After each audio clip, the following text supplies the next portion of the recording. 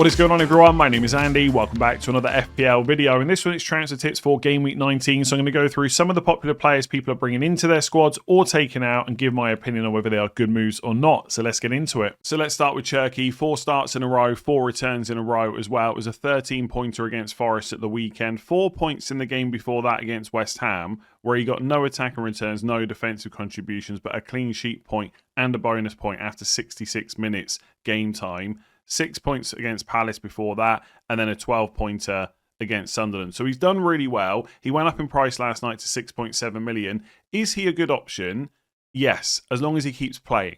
And that's always the conversation with players in FPL, especially Man City ones, because after Christmas and the New Year period, other fixtures start to come into play, like FA Cup, Champions League, and stuff like that. Now, at the moment, it doesn't really look like he's going to lose his place. Doku's injured. Semenyo's not really getting into the starting 11. It's more off the bench. Marmoush is obviously away at AFCON. There's not a huge amount of competition there. But that will change at some point. Dorgu will come back from injury. There's rumours that Man City are the front runners for Semenyo as well. He can play left or right. All of a sudden, you get a bit more competition from Cherki long term. So if I was predicting it right now, he starts Sunderland. Don't really have any concerns about that. And he probably starts Chelsea as well. And then the Brighton game in Game Week 21 is the 7th of January. So at that point, there's no issue with Marmoush coming back. It's unlikely that Semenyo will go straight into the team. But after Game Week 21, I do think it becomes a bit of a concern. So if I said to you right now, Cherki's going to start the next 3, then it gets dodgy, is that enough for you to bring him in? If it is, then absolutely go for it. If you're a bit more of or I should say less of a risk taker when it comes to players with minutes, then Cherki is probably someone to avoid. Because later on, I do think you'll have concerns about whether he'll keep starting. If he does, by the way, he's just great. His creativity, I wouldn't say off the charts, but it is very, very, very good. 0.55 expected assists per 90 so far. And he's got a bit of goal threat as well. So I like him, but so far this season, he's only averaged 73 minutes per start. And I don't know if the starts long term are all that secure. Like if you look at Man City's upcoming fixtures, so it's Thursday for Sunderland, then Sunday for Chelsea. So I suspect he'll start against Sunderland. There might be an early sub there. He'll probably start against Chelsea as well. Then it's only 3 days later they play Brighton. Would it be absolutely crazy to suggest that Pep could start Semenyo in one of these games? Maybe. Again, it's probably that Cherki just plays them all, and then he gets benched in the FA Cup. But then does he play the semi-final of the Carabao Cup? And if he does he also play Man United straight afterwards, 4 days later? And with the Champions League, when you look at the table, Man City are currently in 4th on 13 points. There's teams outside of the top 8, like Liverpool on 12, Borussia Dortmund on 11, Spurs on 11 as well. Man City's top 8 place is not fully secure. It's not like Arsenal. So I don't know how much Pep's going to rest players in games like Bodo, Glint away, and then a week later, then they got Galatasaray at home. You know what I mean? There's a lot of fixture build-up still coming for Man City, even after we get past the Christmas New Year period. And I just don't like players like that. It's just the way I play. Like I talked about a replacement potentially for Wirtz on my team selection yesterday. I mentioned Schade and Szoboszlai. Someone said, why do you not mention Cherki? Because long term, I don't want to have to worry about the minutes. So you take someone like Szoboszlai, he's absolutely nailed on to start. He's played 90 minutes pretty much every single game he has started, and he's probably on penalties with no Salah and no Isak. Like that just seems a little bit better to me. Plus the fixtures are kind of okay as well. Yes, they've got to play Arsenal away in 21, which is not great, but Leeds at home, Fulham away, and Burnley at home outside of that. And no risk about minutes longer term. Like Cherki is definitely the more interesting player, no doubt about that whatsoever. And without penalties, Cherki's underlying numbers are better than Szoboszlai this season as well. But I just, players like this I struggle with. Like it took me a long time to get on Foden, but at this point Foden's playing 90 minutes pretty much every game, and we know that he can play weekend, midweek, weekend, etc. I'm not sure the players that come back from AFCON and from injury and stuff like that will have a major effect on Foden's minutes. They might do with Cherki. So it's not to try and put you off. I suspect he's absolutely fine for the next 3, maybe even the next 4 or 5. But for me, it's just, I don't know, he's already averaging 73 minutes per start, so he's not even getting close to 90, and the starts are not fully guaranteed longer term. Personally, I know I'm going to use a lot of transfers over the next couple of weeks, and I'm going to be in a position where I want to roll. Cherki's probably not the kind of player that's going to let me do that for very long. So who'd have thought we'd be talking about a Man United defender at any point this season, but here we are with both Dorgu and Dalot. I think the main interest from people is in Dorgu. 4.1 million, and against Newcastle in game week 18, Amorim set up with the back four system, and Dorgu was playing right wing. And also, especially in the first half, he played very well and got his goal. So there's reason to like him as a short-term pick. It's Wolves at home, Leeds away, Burnley away, next 3. I will say this is a short-term move for someone that's willing to spend transfers or needs someone really cheap for the next 3 game weeks, because after that Wolves, Leeds, Burnley 3, it's then City at home, Arsenal away. And longer term, even though it's Fulham at home, Spurs at home, West Ham away, 24 to 26, which doesn't look that bad, Dorgu's place is not guaranteed to be secure longer term, as we've seen for most of this season. So if you're thinking about Dorgu, wondering whether he's nailed for the next 3, I would say he has to be. With the amount of injuries that Man United have got and the players away at AFCON, I just don't see how Dorgu doesn't start. I cannot guarantee you it will definitely be at right wing, because that's the first time we've seen that happen. But I think there's good potential for it. It worked really well, especially in the first half against Newcastle. So I think Dorgu, unless he gets suspended, will start the next 3 games. And he's only 4.1 million, and that could be at right wing. So if you're looking for someone cheap in the short term, he is definitely who I would go to. The only thing to note is he's on 4 yellow cards. And players have to get through game week 19 before the threshold goes up to 10. So if he plays against Wolves and picks up a yellow, he will miss Leeds away. Now, it's not the end of the world, because Leeds away is the worst fixture of the next 3. But as always, you need to think about how that will impact your team. If he gets a yellow against Wolves, is it a major problem in game week 20? If the answer is no, then risk it. Because unless he gets a red card, he's not missing Burnley away, and he's available to play Wolves at home, as we know.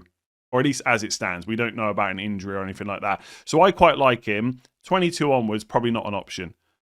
City, Arsenal, not great, and his place would not be secure. Because once Mbeumo and Ahmad and Fernandes are back, there's every chance Amorim just goes back to a back 3, and Dorgu is not nailed on in that system. Dalot, longer term, probably has better minutes, because we've seen him play left wing back quite a lot. But he's 4.5 million, so he's a bit more expensive, and he may well just play fullback in the back 4 system rather than as a winger. So he has been quite attacking recently, and his numbers are not that bad. And if you really want a Man United defender long term, you could consider him. But I probably just wouldn't bother. Like, Man United have not been great defensively this season. I think it's really a short-term play. And unless you're like mega worried about the 4 yellow cards, it's got to be Dorgu. You've got to go for the right winger. Like, this is what you always want in FPL, a defender playing in the front 3, a bit like Lewis Potter for Brentford. This is what you want, and you've got it. So I don't think Dorgu's essential. I probably won't be bringing him in myself, because I just want a longer-term pick. But for the next 3, that is a bit of fun, I would say, in FPL. And it's only 4.1 million. What's the worst that could happen, apart from a red card? Let's talk about Newcastle midfielders next, specifically Anthony Gordon and Bruno Gomes. They got pretty nice fixtures coming up in the short term. So Burnley away in game week 19, followed by Palace at home, Leeds at home, and Wolves away. So next 4 look really nice. After that, it's Villa at home in 23. If you had to play an attacker in that game, not the end of the world. Then Liverpool away and Brentford at home. So short term, really good. Short to medium term, not bad whatsoever. Personally, I've got very little interest in Bruno Gomes. I know he's only 7 million. I know the minutes are good, but his attacking threat is not great whatsoever. And for defensive contributions, he's okay, but also not great. Like 8.93 defensive contributions per start when you need to hit 12 to get the additional 2 points means you're probably not going to get it all that often. So if you want a player that's absolutely nailed to start with great minutes, Bruno Gomes is fine. But for 7 million, I don't personally think he offers enough. I know recently he had that hot streak where he was doing really well. It felt like he was getting points every week, like even scoring from corners, etc. But I don't know. I'm personally just not interested. He's fine, but he's nothing more than that. I'd be a lot more interested in Anthony Gordon. His underlying numbers this season have been really good. I know the goals from open play have not happened, and they've not happened for a long time. But things like that can change very quickly. One goal, all of a sudden he gets another one, etc. He's got the fixtures to do it.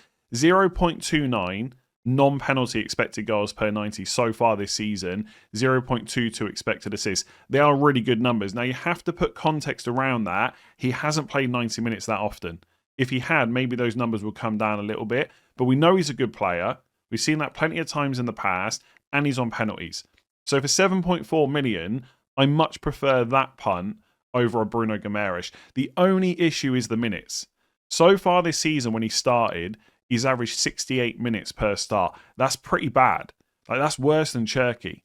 It's not all that positive. The only positives are, last game against Man United, he played, let me just find him here, 90 minutes. He played the full game, right? I watched the match, so I know he did, but I'm going to bring the numbers up anyway. So 90 minutes against United, 71 against Chelsea the game week before. And Elanga was injured for that Man United game. Now, I don't think he's out very long, but any injuries to those wider players just makes the minutes for someone like Gordon go up. Plus, you got the penalty. So for me, he is probably the punt to take from Newcastle if that's what you're looking at. I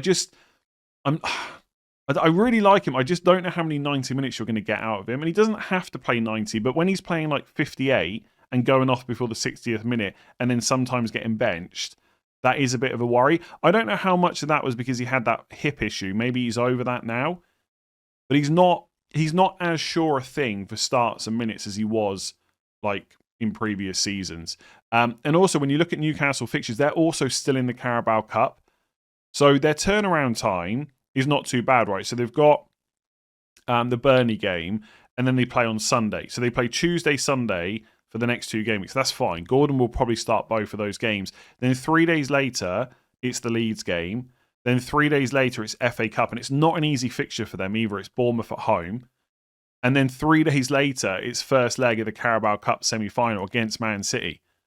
So is Gordon going to play Palace, Leeds, Bournemouth, and Newcastle? Like when there's 3 days between each game? Probably not. Now, the hope would be if you're an owner that he just gets rested in the FA Cup.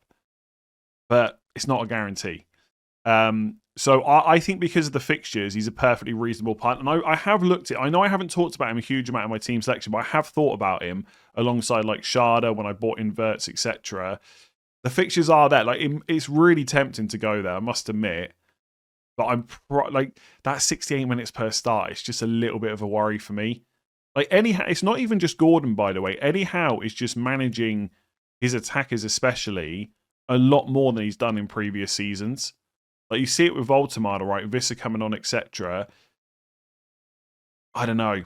I think it looks fine for the next 2. It's just all the games after that I'm a little bit worried about. But you know me, right? I'm very what's the word? I'm going to say sensible, but that's just a stupid way of putting it. I'm cautious. That's a better word. I'm cautious with minutes. I like players that I know are always going to play because it means you can hold on to them a bit longer if you need to. It doesn't push you into doing certain transfers. You know when Gordon took that penalty in the Champions League, everyone got really excited about him, brought him in, but then the minutes just weren't there.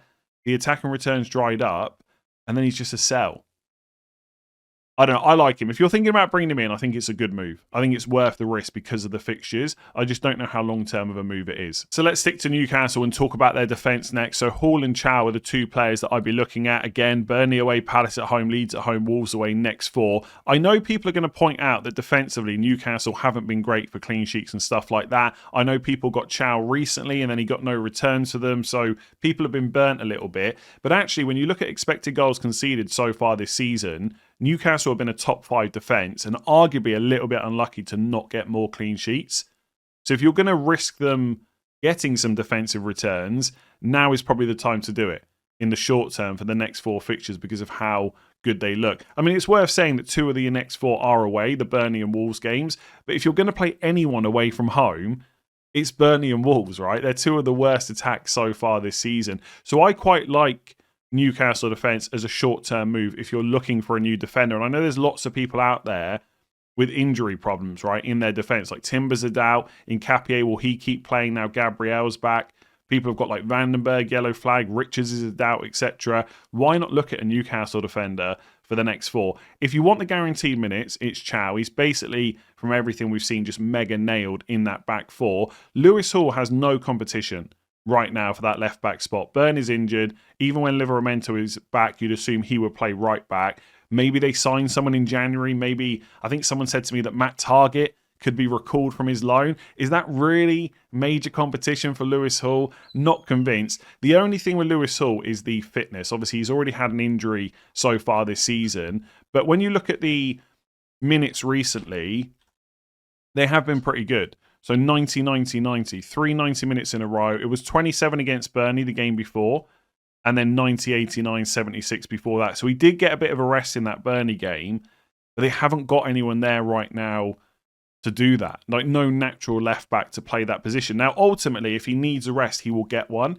But I think Eddie Howe will just have to use him, at least for the next 3 game weeks. And when you look at the underlying data, he's just much more attacking than Thiaw. I mean, Thiaw did have those 2 goals in one game, so he has got a bit of goal threat himself. But from open play, Hall is much more likely to get your return. He hit the bar against Man United.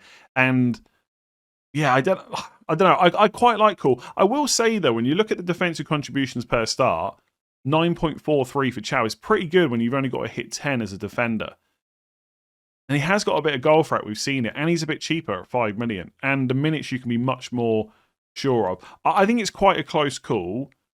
But I'm tempted to go, if I buy one, to go for the open play attacking threat in Hall. Again, we got to talk about the fixtures just quickly. I know I've just discussed them with Gordon, but it's the same situation, right? So Hall probably plays Burnley and Palace, and then probably has to play Leeds because they've got no other left back. Then hopefully gets a rest in the FA Cup, maybe. But after that, does he play the Carabao Cup? If he does he definitely play 5 days later? What if players come back from injury? Then you've got Champions League as well coming up for Newcastle, and a bit like, well, it's slightly worse for them, but a bit like Spurs and Man City and Chelsea, to be honest. Like, top 8 is nowhere near secure. They're on 10 points, and currently in the section, the bottom, the teams that are going to go out, you're looking at 6 points. So Newcastle are 4 points ahead of the bottom. What would you even call that? It's not even like relegation. You know what I mean, right? The top 24 teams go through. They're currently in that. They're 4 points ahead. They're probably fine, but they also probably can't risk it. Can't risk losing the last 2 games and then going out of the Champions League. So if Hall's fit, he's probably got to play Champions League as well. So I don't see him as a long-term pick necessarily. If you want that, you go for Thiaw. But again, for the next 4, the more attacking player is probably Hall. And so you probably go for him as the short-term move next 4. If you want them longer term, it's definitely Thiaw. So let's talk about Arsenal defence next, specifically Timber and Gabriel. So Timber wasn't in the squad for the Brighton game in game week 18. He's currently flagged going into the Villa game. And Gabriel was in the squad for Brighton, came off the bench for about 20 minutes, and now hopefully would be available to start moving forward. Where do we start with these 2 players? Let's go with Gabriel first. He is, from everything we've seen so far this season, the best Arsenal defensive pick. I don't think anyone would really argue against that. He's such a threat from set pieces. He's got defensive contribution potential as well, and is pretty good for bonus. And at the moment is 0.3 million cheaper than Timber as well. So if you're buying a new Arsenal defender this week, in my opinion, it should be Gabriel. That being said, it is not an absolute no-brainer. I would not be ripping up your team to get Gabriel in. If you've got 3 defenders that you're looking to play this week, and they've got pretty good fixtures, then I wouldn't necessarily rush out to get Gabriel by spending like 2 or 3 transfers. If you need a new defender and you want to buy an Arsenal one, I would go for him, but it's not absolutely essential that you do it this week. The next 3 fixtures are Villa at home, Bournemouth away, Liverpool at home. In terms of clean sheet potential, it's not amazing. Now, Arsenal are the best defence in the league by a mile, so they can get clean sheets in these games. And obviously, if they do, and then you get DEFCONs as well, there could be some nice scores here. And obviously, he's got the goal threat. But it's not absolutely essential you have him for those games. Also, we have to acknowledge he's off the back of an injury. It might be that his minutes need managing over the next few games. Like, they don't want to risk losing him for another month or more. So there is some risk with bringing in Gabriel this week. That being said, I'm probably going to do it myself. Because I do feel like I need a new defender. And I want to get ahead of the curve on...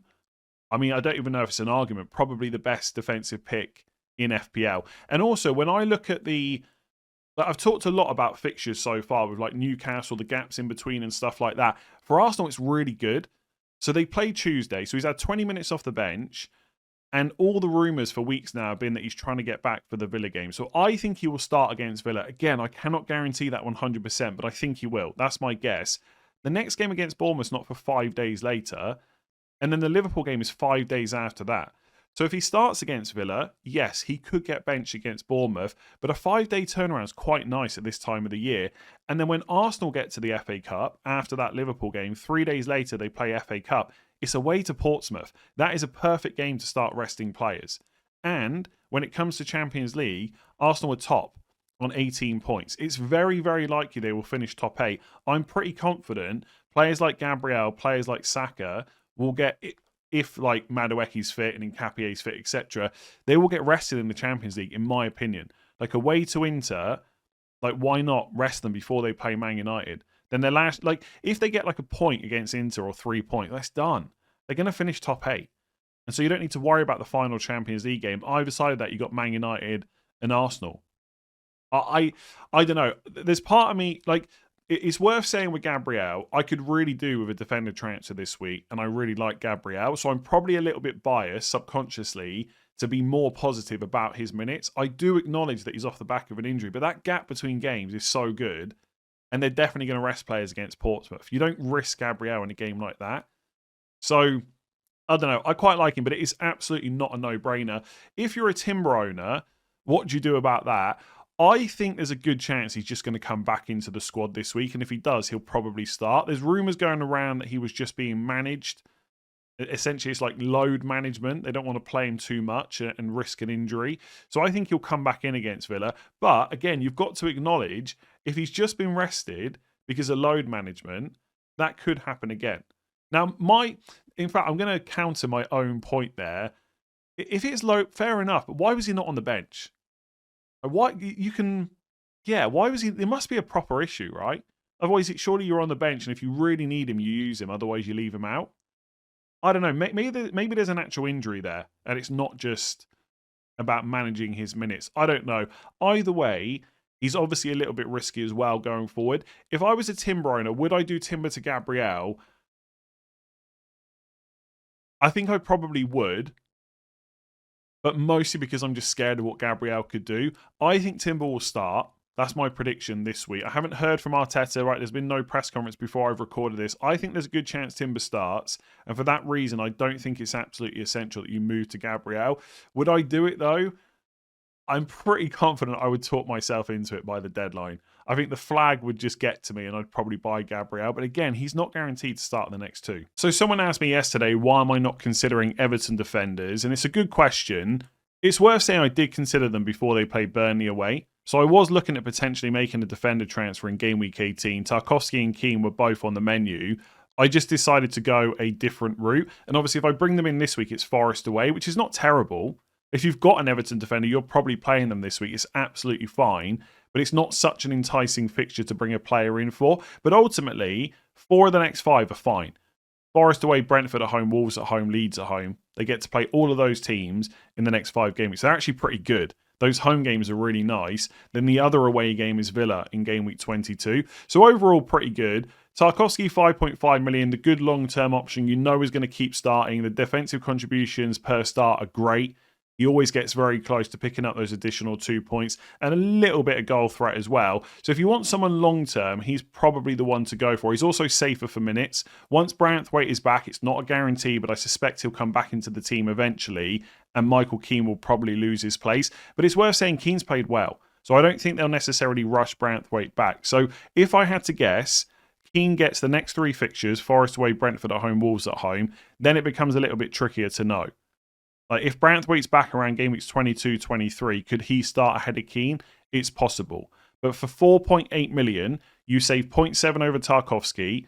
He's also really good for defensive contributions. Per start this season, he's actually slightly ahead of Tarkowski. They're both basically just great. And he's got higher goal threat.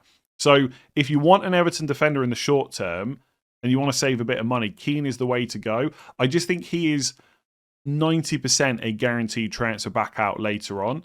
And obviously, if you bring...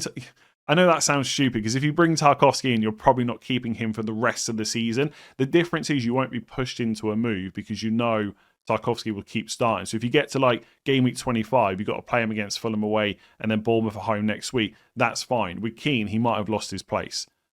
It's up to you which way you want to play it. I think ultimately it will come down to how many other issues you potentially got in your team. If you're stacked with guaranteed starters, then maybe risk Keane because you can probably spare a transfer later on and he's cheaper and the goal threat is better. So if you don't own Matheus Cunha, is it still worth bringing him in?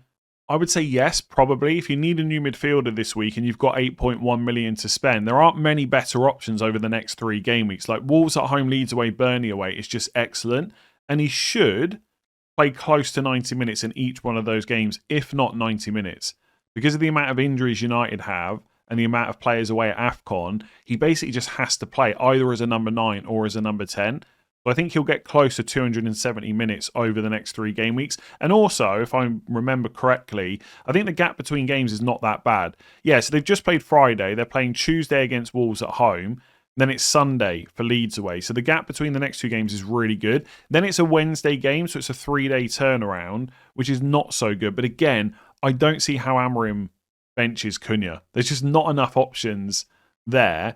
And also, it's not like Man United have had loads of midweek games this season. Like, they must be one of the freshest teams out there. They've had no Europe, and they went out of the Carabao Cup pretty early. So I think Cunha just starts the next 3. It is, like the defenders, though, quite a short-term move. I would expect that a lot of people that own Cunha will think about moving him on around game weeks 22, 23. So in game week 22, Chelsea's fixtures really turn... Like, for Chelsea, the really good fixtures are 24 onwards, but 22 onwards is not bad. So something like Cunha to Enzo Fernandez or Neto maybe might be on the cards. So I don't see Cunha as a long-term pick. And obviously, once Bruno Fernandes is back from injury, there's no chance of penalties. Like, we know Bruno will get them back. But as it stands, next 3 game weeks, close to 270 minutes, probably on penalties. Really good option, I think, for 8.1, as long as you're willing to use another transfer to get rid of him fairly quick. So Semenyo is now on a bit of a streak. It's 1 goal in each of his last 3 game weeks. What do you do with him if you're still an owner? I would probably say he's quite sellable. Like, it's Chelsea away, which is not great. And that's followed by Arsenal at home in game week 20, which is also not great. There's also lots of rumours going around that he's going to be sold in January, potentially to Man City. And ultimately, when you get sold to Man City, you don't necessarily become a better option. Like, you could look at it and think, well, Man City are a better attacking team. There's more chance for goals and assists. Yes, but there's also a lot more chance that you don't start or that your minutes aren't quite so good. Right now at Bournemouth, you've got a Semenyo that basically plays every single game for 90 minutes. He will not be that at Man City. They've got a lot more competition there, especially when players are back from injury and AFCON and stuff like that. So I would, if you've got a spare, like, if you need to keep him this week because you've got other stuff to concentrate on, it's fine. I'm pretty sure he will just keep playing until that transfer is done. And so Chelsea away, he'll get 90 minutes. Maybe that's okay. But the next 2 fixtures are not great anyway. And you've got that transfer looming. If you've got a spare move to go for a Gordon punt or to bring Cunha in for the next 3 game weeks, I would take it. And what about Kevin Schade at 7 million? Is that just chasing points? And by the way, how is he only 7 million still? Usually when a player scores a hat-trick, everyone piles into buying them. That hasn't been the case with Schade. He's had 55,000 transfers in.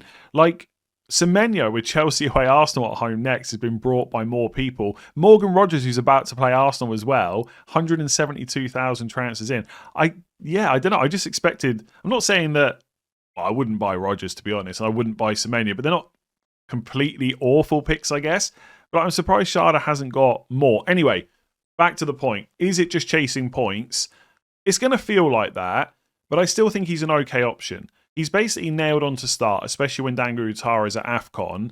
His underlying numbers are okay. 0.37 non-penalty expected goals per 90. Not bad at all. We know from previous seasons he's had good underlying numbers at Brentford. 2 home games next 3, Spurs and Sunderland. Everton away in between. Chelsea away in 22 is rubbish. Then it's Forest at home in 23. So 4 of the next 5 are okay. He'll probably start every game. He's averaging 85 minutes per start. The goal threat's there as well. Yes, obviously he's not going to score a hat-trick every single week. But there's reason to be confident that he's still an okay pick moving forward. And if you're looking at, I don't know, like Cunha at 8.1, I haven't got the money, I don't want to risk Gordon, or maybe you've only got 7 million to spend. Again, for 7 million or below, I don't think there's many miles better picks. Like Szoboszlai, maybe, but his goal threat's not as high. Yes, he's on penalties, but that's about... that's the reason why maybe you'd look at Szoboszlai over a Schade. Cherki, if you're confident in the minutes, of course, we've already talked about him. not a huge amount of other standouts. So I still like him. It sucks that you've missed the Bournemouth game, obviously, and the hat-trick, but I still think he's okay to bring in. And by the way, I think the reason that he is 7 million and didn't come in at 6.5, and maybe people have forgotten about this, last year he scored 11 goals. I know Visser and Mbeumo absolutely smashed it. That's who we remember from Brentford. But when this guy got minutes, he got goals. 11 goals in 2,200 minutes is not bad. 26 starts altogether. Like, he has got pretty good data from previous seasons, especially for a player that's like nailed on and quite cheap. So I still like him. Like, I strongly considered him last week, and like that does go through your mind. If I buy him now, am I just trying to buy last week's hat trick? But if you remove that, I still think he's okay. I just wish he didn't have to play Chelsea away in game week 22. I'll leave that one there. If you found it useful, make sure to give it a like and hit that subscribe button. We are on our way to 500,000 subscribers. I'll be back tomorrow with final thoughts. If there's anything I've missed, any questions you've got, I will try and cover it in that. And we'll have the deadline stream on Tuesday as well. So thanks for watching. Give it a like, hit subscribe. I'll catch you again soon.